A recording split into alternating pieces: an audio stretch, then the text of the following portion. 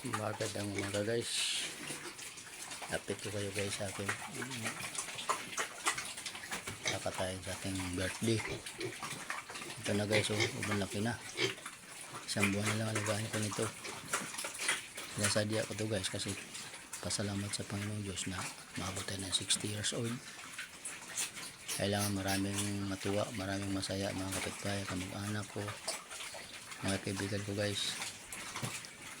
Kaya talagang malayo palang pinaghandaan ko na. Kasi hindi naman lahat puro kabig naman tayo. Kailangan mayroon din sila, makatikim din sila sa ating pinaghirapan. Kailangan kung mayroon nang dumarating sa'yo, mamahagi ka rin sa mga kaibigan natin, kamag-anak, kapitbahay. Kaya yan siya guys, laki na. Yan ang kakatayan natin. Sana lalaki pa yan kay isang buwan pa lang para mas marami talagang matuwa, maraming masaya sa pagdating ng panahon guys.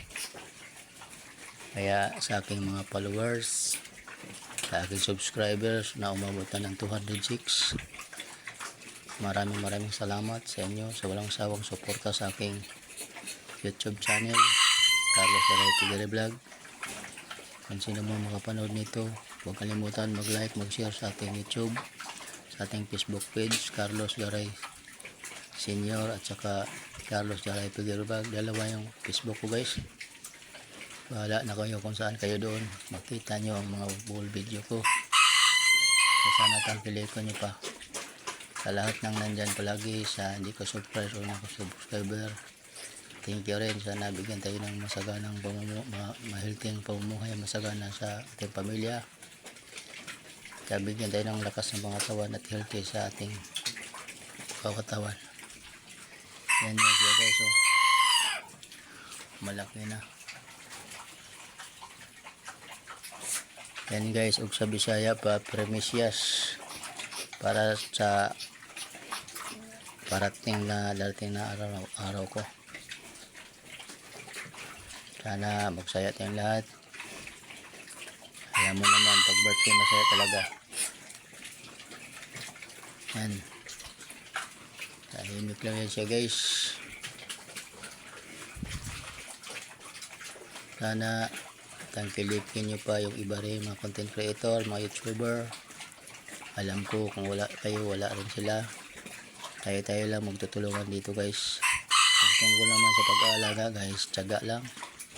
Kasi kung walang tiyaga, wala talaga tayong nilaga.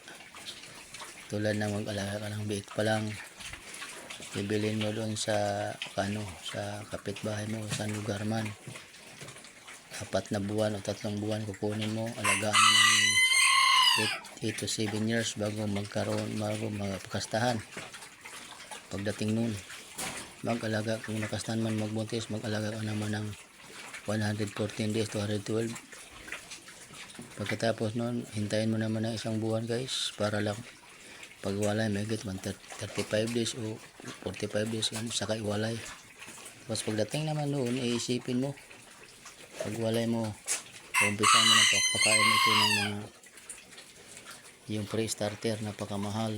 Pagkatapos noon, diretso na sa starter, mahal din, hanggang doon sa grower na po, hanggang doon sa finisher na. Napakalahaba ng proseso guys. Kaya lahat na nag-aalaga ng baboy, tiyaga lang po tayo.